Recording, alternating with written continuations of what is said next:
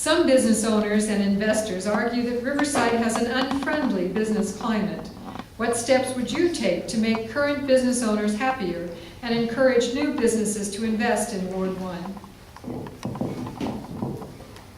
I know there are some complaints, and some are actually quite well-founded. Our permitting and entitlement process is not as smooth as it can be and should be.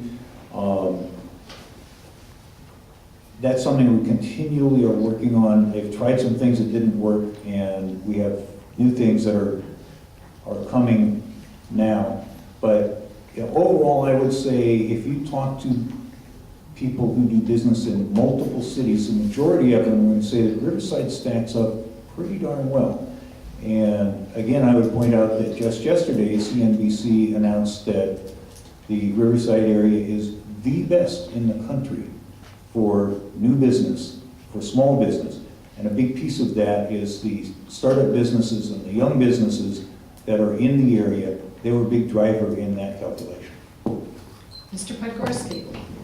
You know, Mike, I'm going to have to completely disagree with you on that. I have a lot of business people that are supporting me, a lot of small businesses.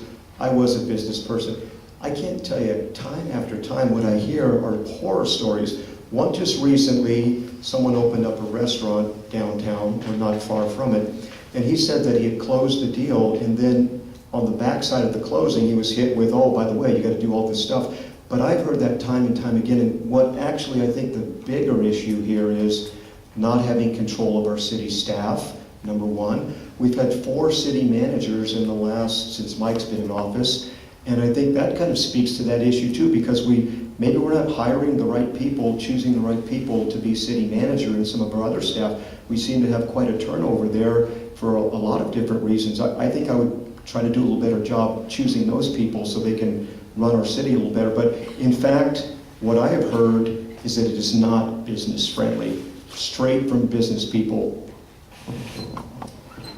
Mr. Gardner.